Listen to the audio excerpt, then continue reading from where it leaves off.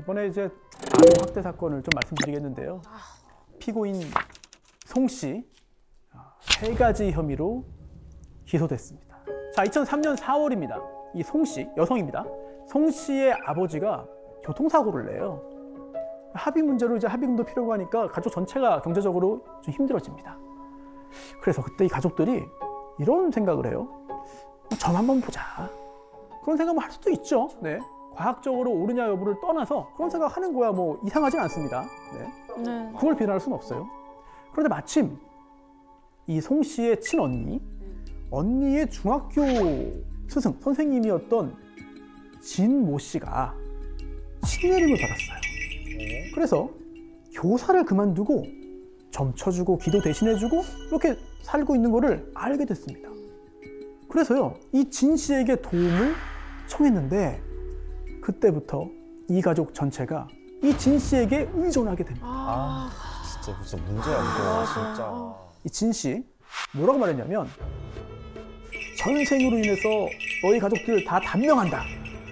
악업을 처리해야 되는데 그러려면 기도비가 필요하다. 기도 안 하면 더 큰 애군으로 너희들 다 고생한다. 그러니까. 나는 태양 그리고 달하고도 교신한다.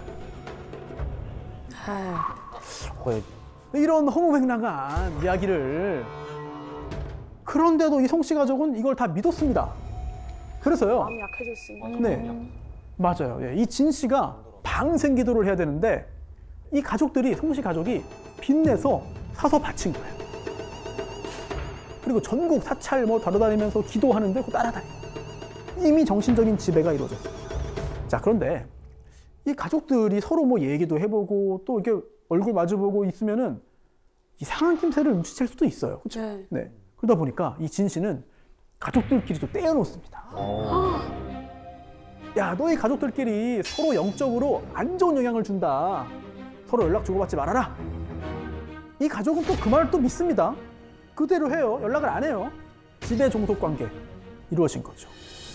아니, 한 명도 아니고 여러 명이 한꺼번에 이렇게 되는 게 어떻게 가능한가? 아니, 세상에 별별 일 다 있지만 사실 저는 이게 가슴으로 이해는 잘 안 되거든요. 맞아. 심리학자들이 이런 얘기 많이 합니다. 세상에서 가장 분리시키고 갈등하게 만들기 쉬운 조직이 가족이라고. 왜 그러냐면요. 당신 가족들 이런 안 좋은 일 있었지. 가까운 사이니까 모든 일이 다 있거든요. 희노애락이. 예. 이렇게 짜증났던 적 있었지. 다 있었거든요. 다 있죠. 네네. 없지 않지. 네. 그래서 가족, 가까운 사이 이것만큼 분열시키기 쉬운 조직이 없는데. 근데 만약에 분열되는 과정에서 네. 그 사람이 너한테 있어서 안 좋아 이 말이 아닌 너로 인해 그 가족이 안 좋아 이러면은 네. 저 같아도 못 혹시나 만나지. 뭐 뭔가 피해갈까 봐. 넘어지거나 다치거나 뭐 나 때문인가? 그러면 심적으로 약해져 있는 상태에서 그런 일이 네. 벌어지면 저 같아도 더 많이 불안하고 그렇죠. 내가 가까이 가지 말아야지 이런 생각 들 것 같아요. 진 씨가 이런 인간 심리를 잘 이용해서 세뇌시킨 건데 그런데 이 송 씨 가족 경제적으로 더 힘들어집니다. 채무 독촉도 막 받고 그러니까 이거 돈을 벌어야겠다라는 생각을 하게 되는 거죠. 그래서 2009년 이 진 씨, 이 자칭 도사, 이 진도사가 소개를 해줘요, 일자리를. 이게 뭐냐면 이 진도사의 사촌 동생 그리고 또 승려인 임 씨가 지내고 있는 절에 들어가서 일을 하고 돈을 벌게 됩니다. 그런데 이 절에 가서 일을 하면서요, 이 송 씨가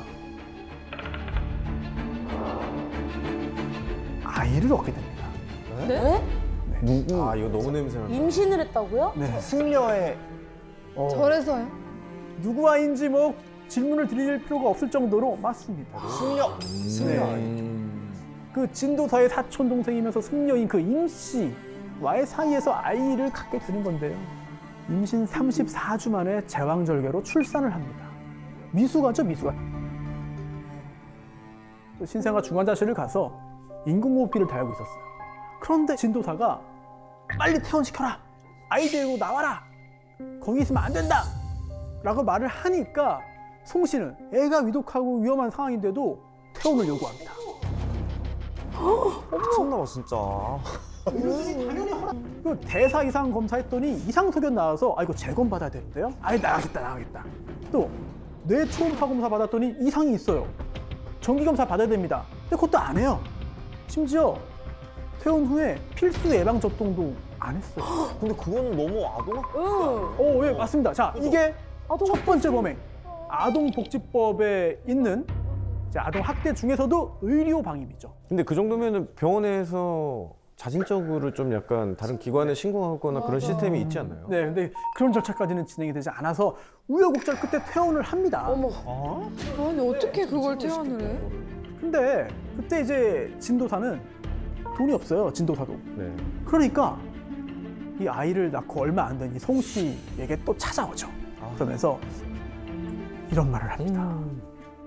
이 모든 애군이 너 그리고 너의 아기 때문이다. 어떤 특정한 의식을 행해야 한다라고 말했는데요. 어떤 의식이었을까?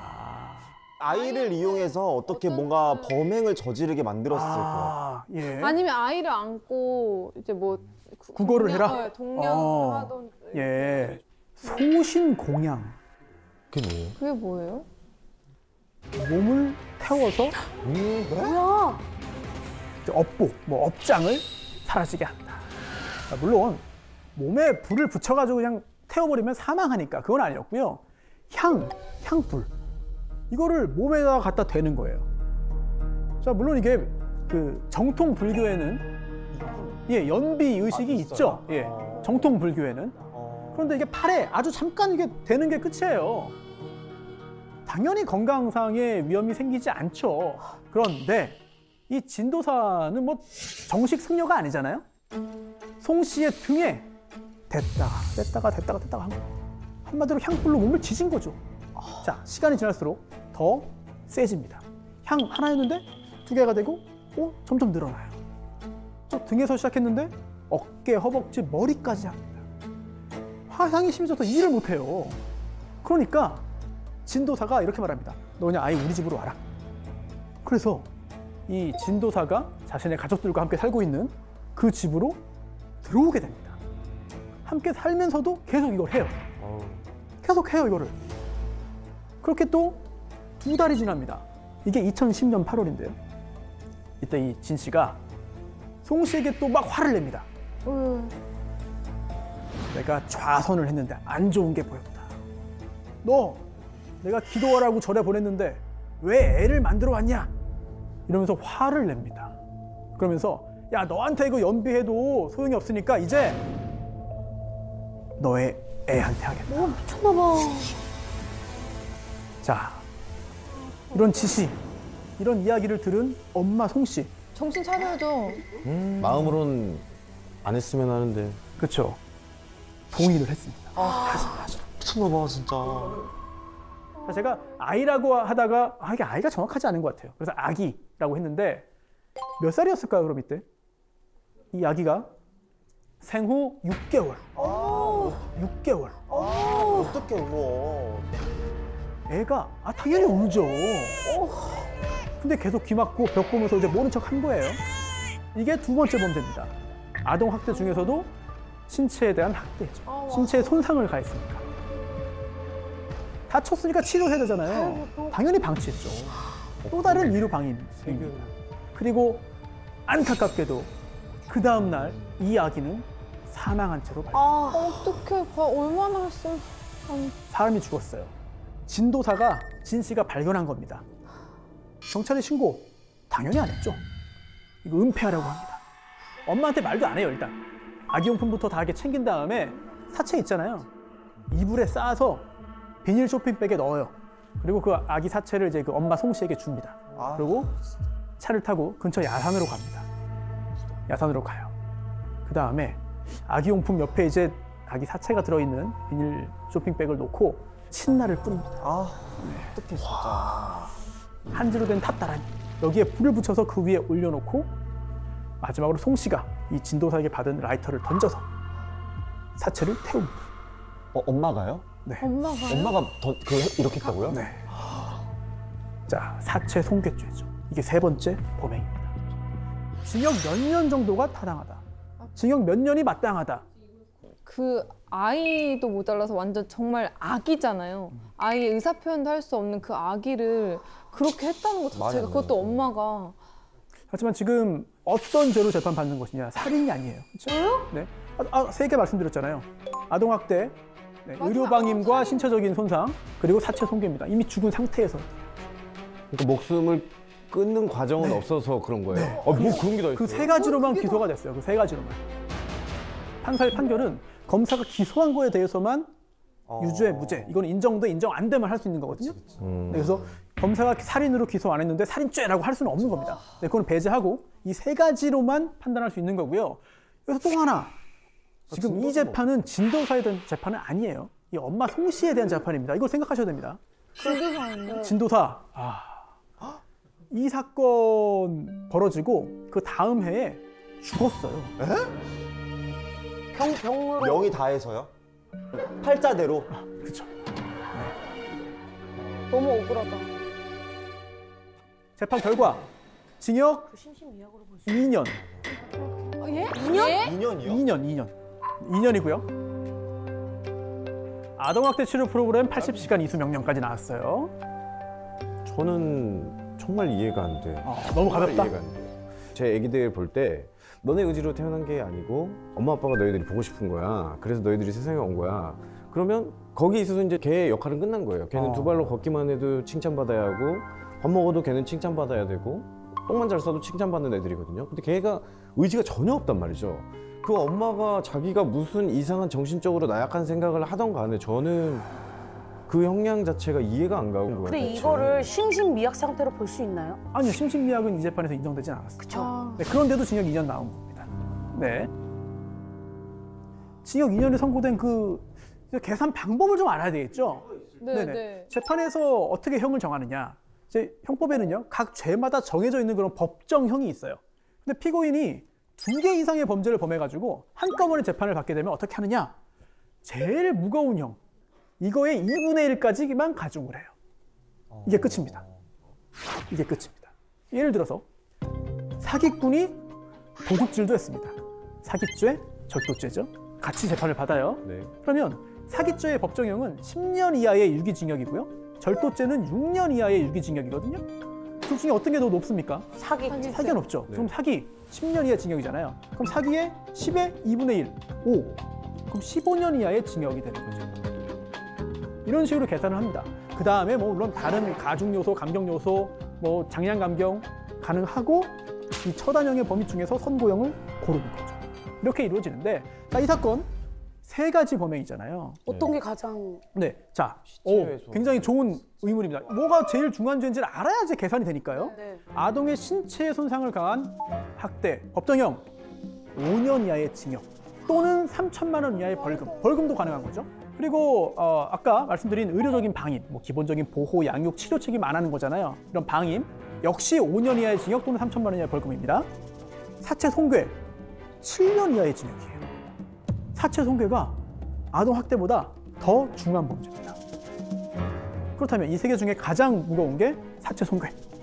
7년 이하 징역이잖아요. 여기에 장기의 7의 2분의 1, 3.5 더해서 10년 6개월 이하의 징역에 처할 수 있습니다. 그런데 재판 결과 2년이 된 거죠. 심신미약은 인정이 안 됐지만 사실 진도사, 이 진도사의 사이비 종교관에 지배당한 상태였잖아요. 지시에 따라서 소극적으로, 수동적으로 협력했을 뿐입니다. 그리고 자기 아이잖아요. 자기 아이가 생후 6개월에 사망했습니다. 평생 엄마로서 죄책감을 안고 살 것이다. 이것도 형량을 낮추는 요소로 작용을 했습니다. 뉴스 보면 이런 거 나오잖아요. 아, 미국에서 누가 징역 500년형 받았다. 네.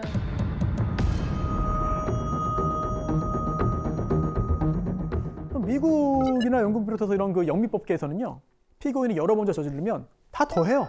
주마다 약간씩 차이는 있습니다만 대체로 징역형의 법정 상한을 두지 않는 경우가 많습니다. 그러다 보니까 뭐 수백 년, 수천 년 이런 것도 나올 수 있는 거죠. 그래서 미국의 한 30대 남성이 상습적으로 아동 성착취물을 만들었어요. 징역 600년형이 나왔습니다. 우리나라도 그렇게 돼야 되는데. 그래야 되는 거 아닙니까? 그러니까. 우리 법의 근간을 바꿔야 되는 거거든요. 아, 그러면 이게 또- 쉽지는 않아요. 그래서 이걸 다 바꾸기보다는 좀 실효성 있는 형량이 선고되도록 양형 기준을 좀 올리고 개선에 어떤 좀 더 초점이 맞춰져 있는 상황이라고 할 수 있겠죠. 네.